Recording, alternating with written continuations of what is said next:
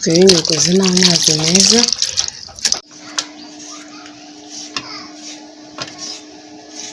Muri speciale ngewe nkoreshamo genda nkata utuntu dutoya kugira ngo bize kuba bidashinyitse mu mureti nyine bimeze nabi, kuko iyo ukase njye uko mbizi iyo ukase ikintu kinini nk'ikifiriti isanzwe hari igihe bishinyika mu mureti ukabona ntabwo byahwanye neza, ariko iyo ukase tuno tuntu dutoya bituma bimera neza rwose, uriya akumva ko ari speciale kandi n'ubibona akabona ko ariyo ariko bitashinyitse cyane mu mureti.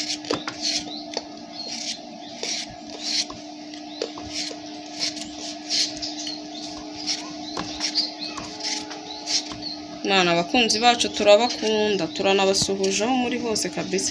Nituzajya tunabyibagirwa ntabwo ari uko tuba tutabakunda, ahubwo nuko hari igihe umuntu bimucaho gutyo gusa, ariko ku mutima mana yanjye muhora muri kabisa.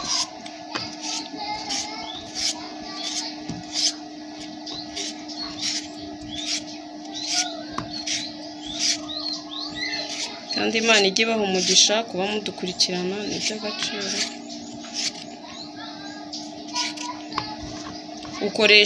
Ukoresha ibirayi ukurikije amagi uri buze gukoreshamo, ukurikije n'umubare w'abantu ushaka gutekera. Ngewe ndakoresha ibirayi 2 gusa.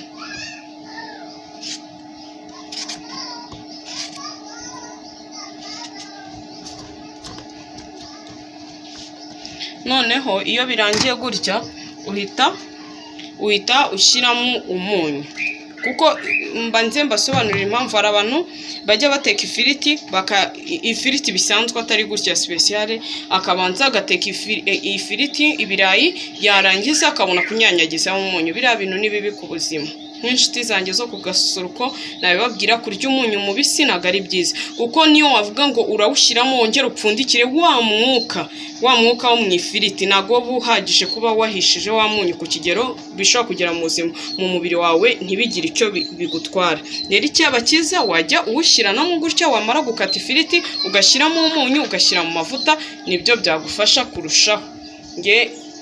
Ni conseil gusa, kwiyubahiriza ari uburenganzira bw'umuntu, ariko ako kantu nakababwira nkamwe mudukurikirana ku Gasusuruko TV.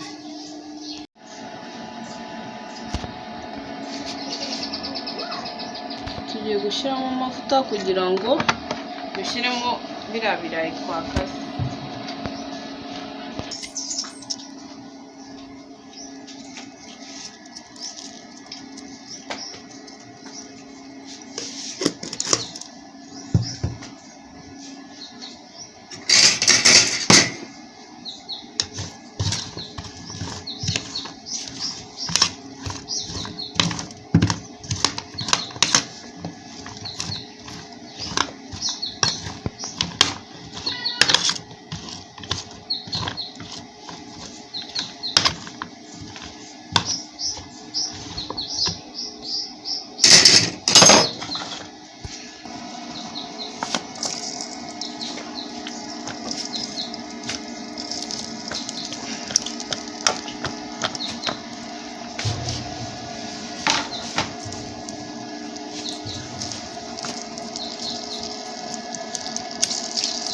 Ifiriti nimara gushya turayikuraho tuyishyire ku ruhande, dukomeze mbereke uko tubigenza.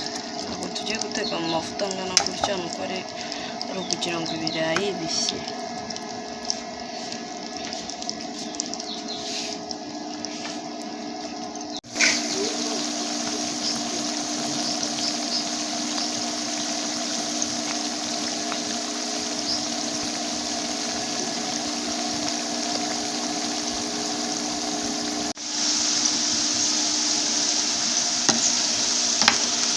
Noneho tugiye gukuramo ifiriti.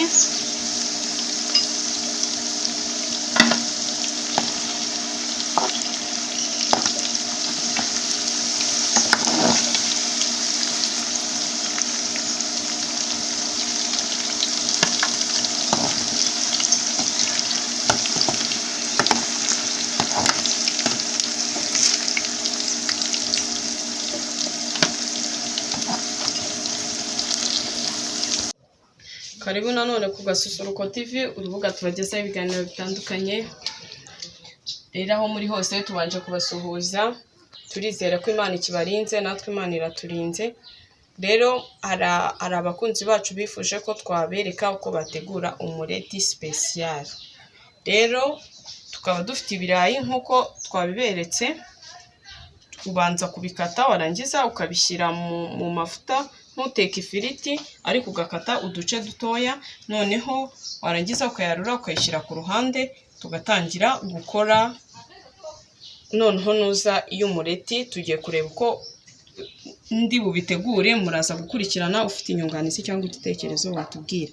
Njyewe muri kumwe ni Josiane Iradukunda, mbibutsa gukanda subscribe kuri wowe utarayikanda, nawe wayikanze turagushimiye cyane, uri umuntu w'agaciro kuri twebwe.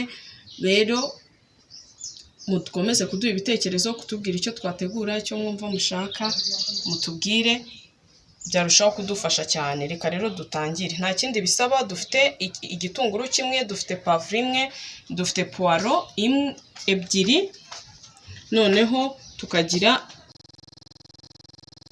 karoti zirabye, ariko ushaka wazishyiramo. Impamvu nazishyizeho ni ukugira ngo ushaka kuyishyiramo wazishyiramo, udashaka kuzishyiramo nta kibazo. Ni nk'uko washyiramo inyanya cyangwa ntuzishyiremo, biterwa n'ubushake bw'umuntu n'uko ushaka kuyikora.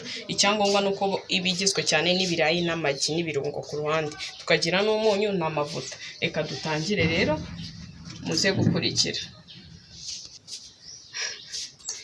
Tugiye kumena amagi.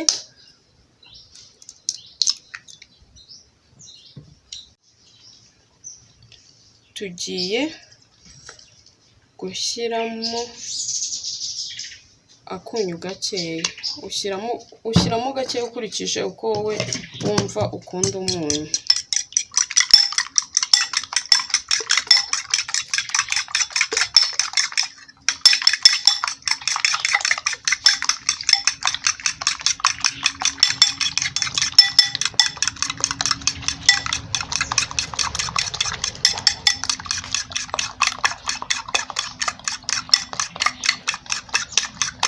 Nkuko nabibabwiye, iyo ukibona amagi uri gukubita asa nkaho ari gukururana, agikururuka ukuntu, biba bivuze ko amagi ataranoga. None ushaka kwibaza ati se wayanoza utayanoza bitanze iki, cyangwa si umureti? Ariko mu kubyimba k'umureti, kuba wayakubisa umwanya munini bigira feedback nziza mu kubyimba k'umureti, cyangwa mu kuba wakora umureti ukabyimba cyane ukegerana. Biba bisaba ngo ubihe umwanya.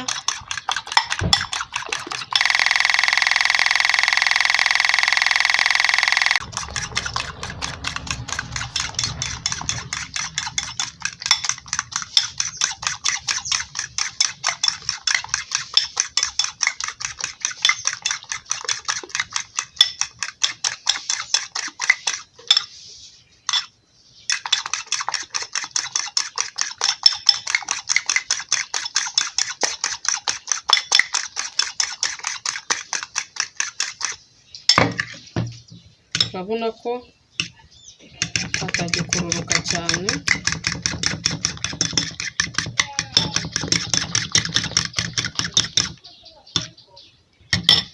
Noneho tugiye gushyira amavuta ku ipanu duteke.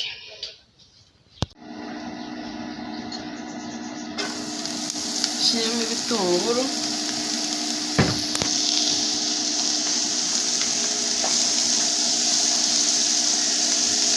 na pavuro,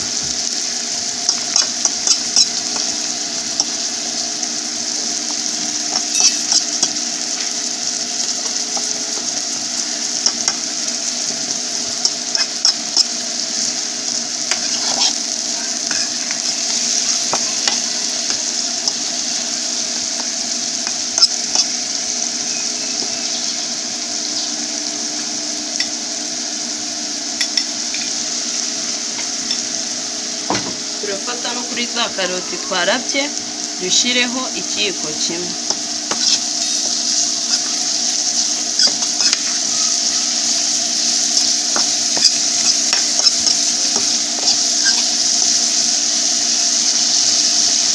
Si ngombwa ko ibirungo bishya cyane narabibaga.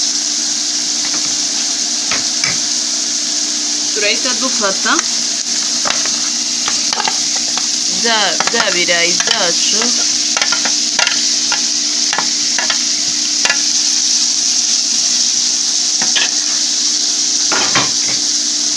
tubivange n'ibirungo.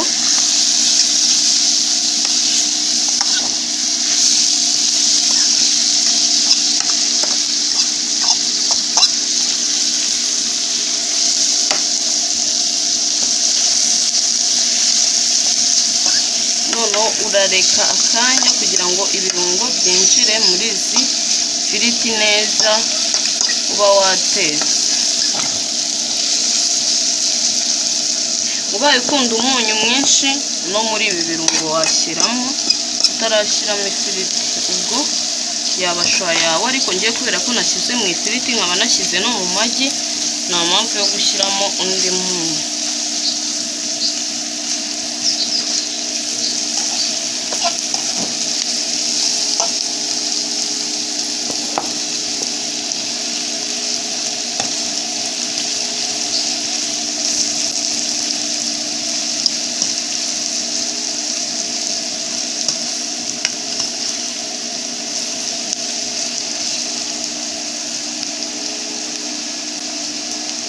Noneho ugahita uzana amagi ukayasukaho ugenda ubiha shepu ushaka.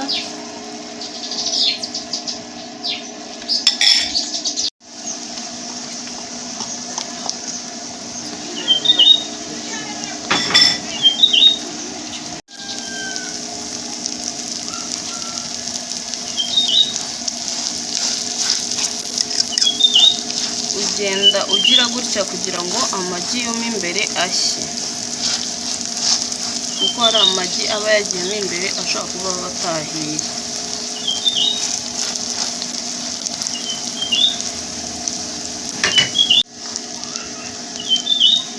Twahinduye dushyiraho urundi ruhande.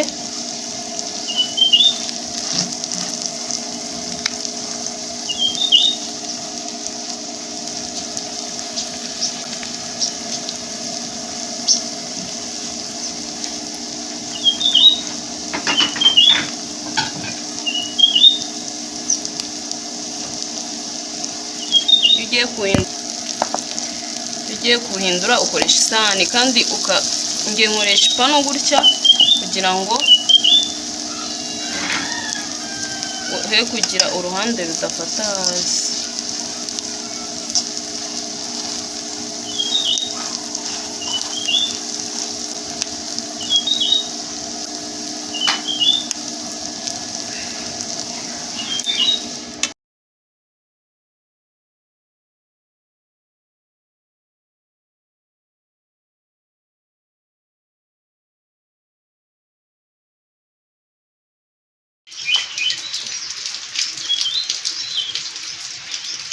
Mwakoze kubana natwe rero, twagiye tugerageza kubereka buri duce. Murabona ko speciale irarangiye. Abayidusabye ntekereza ko nta kindi kibazo, ariko ubaye ufite n'indi nyunganizi cyangwa se n'ikindi waba ushaka kutubwira ngo dutegure, ngo watubwira, ni karibu rwose, nta kibazo. Ku bantu batarakanda subscribe, mukande subscribe, mukore share, mu likinge, muduhe comment, byose turabyemera. Rero mwakoze kubana natwe kuri iki kiganiro cyo guteka umureti speciale. Ubwo rero Imana ibarinde, kandi aho muri hose mukomeze kugubwa neza. Imana ibahe umugisha, mujye mukomeza kudukunda, mujye kumukomeza kubana natwe turabakunda cyane cyane, ntabwo mwabyumva. Ngewe rero wabagezagaho iki kiganiro na Josiane Iradukunda. Mukomeze kurindwa n'Imana. Murakoze.